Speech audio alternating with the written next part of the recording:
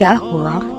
کوئی دوست نہیں، کوئی اپنا نہیں، تمہارے دکھ درد کوئی سننے والا نہیں؟ سنو، کوئی ہے تمہارا اپنا جو تم سے بے انتہا محبت کرتا ہے، جو تمہارا منتظر ہے، تمہارے سارے دکھ سمیٹنے کے لیے حاضر ہے۔ وہ تمہارے دکھوں کو دور کرنے کی طاقت رکھتا ہے، وہ تمہارا انتظار کر رہا ہے۔ ہاں، وہ اللہ ہے۔ جاؤ اور اپنے دکھ درد اسے سناؤ۔ وہ لوگوں کی طرح تمہارا مذاق نہیں اڑائے گا، وہ تمہاری ساری تکلیفیں سمیٹ لے گا اور تمہارے درد کی شدت کو سکون کے سمندر میں بدل دے گا۔ وہ تمہارا انتظار کر رہا ہے۔ اللہ کی محبت سے زیادہ میں نے کسی محبت میں طاقت نہیں دیکھی۔ اس محبت میں اتنی طاقت ہے کہ اللہ کے ایک حکم اور ایک آیت پہ عمل کرنے کے لیے انسان اس فانی دنیا سے لڑ جاتا ہے۔ ہر وہ کام کرنے لگتا ہے جو اللہ کو پسند ہو۔ محبوب کی رضا میں راضی رہنے کا گن آ جاتا ہے۔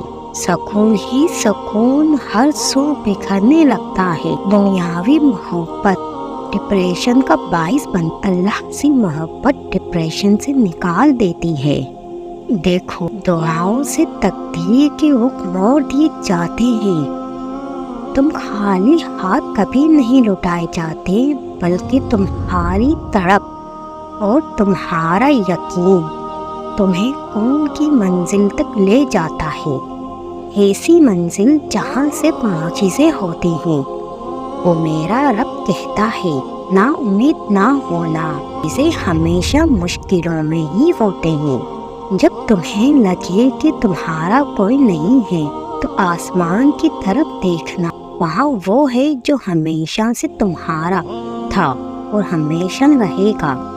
اگر اللہ تعالیٰ تمہاری زندگی سے کسی کو نکال دیتے ہیں تو تم سمجھنے کی کوشش کیوں نہیں کرتے کہ اس کے پیچھے ضرور کوئی وجہ ہوگی جو صرف راز ہے اللہ کے پاس۔ اگر اللہ کی ذات تمہارے ضد کے پیچھے چھپے خسارے کی حقیقت تم پہ کھول دے تو یقین مانو تم خود ہی ان تکلیف دہ راستوں چھوڑ کے اس راستوں پہ چل پڑو جو اللہ نے تمہارے لیے رکھا ہے۔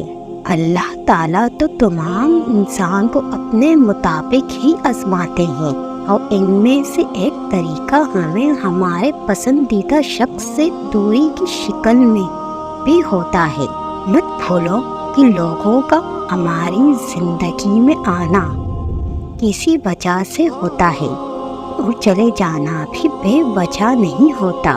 اس لیے جب لوگوں کا ہماری زندگی میں آنے کا وہ مقصد جو اللہ نے بنایا ہوتا ہے وہ پورا ہو جاتا ہے تو اللہ تعالیٰ ان لوگوں کو ہماری زندگی سے نکال لے جاتے ہیں۔ یقین مانو فوراً پتہ نہیں چلتا کہ اللہ نے ایسا کیوں کیا، ہمارے ساتھ ہی کیوں ہوا، مگر ایک وقت آتا ہے کہ اللہ کے فیصلے ہمیں سمجھ میں آنے لگتے ہیں۔ تم اذیت کے پیچھے چھپی حکمت کو سمجھنا شروع ہو جاتے ہو، اور پھر تم انہی فیصلوں پہ اللہ کا شکر ادا کرتے ہو کہ جن کی وجہ سے تم ماضی میں رویا کرتے تھے۔ تم نہیں سمجھ سکتے اپنی ذات کو بھی، مگر اللہ تمہارے دل کو تم سے بہتر سمجھتا ہے۔ یقین مانو اللہ بہت قدردان ہے، اور اس سے بڑھ کے اس کے بندوں کی قدر کو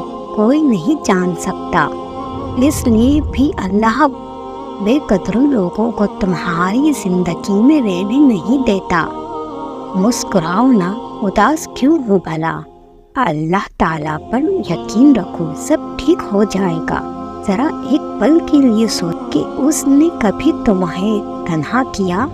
آزمائشوں کے اندھیرے کف میں جب تم تنہا چیخ رہے اور سننے والا کوئی نہیں تھا، تب بھی تو اس نے تمہیں تھاما تھا نا؟ جب نفرتوں کی سیاہ اندھیروں میں ہاتھ کو ہاتھ سجائی نہیں دے رہا تھا، تب بھی تو اس نے تھام ہی لیا تھا نا۔ جب تم نے آنسو بھری نگاہیں اٹھا کر آسمان کی جانب دیکھا تھا، پھر تو اس نے تمہارے دل پر سکینت نازل کی تھی نا۔ جب رات کے کسی پل کسی تکلیف دہ خواب کے زیر اثر تم نے بے چین ہو کے کروٹ لی تھی، تب بھی تو اس نے تمہیں پرسکون کیا تھا نا۔ جب اس نے ہر موڑ پہ تھامے رکھا ہے، جو تمہارے وجود سے ایک لمحے کے لیے بھی غافل نہیں ہوتا، وہ بھلا اب کیوں نہیں سنے گا؟ تم دیکھنا، وہ سنے گا بھی، وہ جواب بھی دے گا۔ تمہارے کرب بھرے آنسو تشکیر کے آنسوؤں بدلنے میں ایک پل بھی نہیں لگے گا۔ اللہ سے مانگو، اللہ سے مشورہ مانگو، جیسے ایک دوست سے پریشان ہونے میں کرتے ہو۔ لوگوں سے کیوں مانگتے ہو؟ اللہ سے مانگو، اللہ کو پریورٹی رکھو۔ جب کوئی سننے والا نہ ہو، جب کوئی بات کو سمجھنے والا نہ ہو، تو اس سے بات کرو جو دل کی گہرائیوں میں چھپے خیالات سے بھی آگاہ ہے۔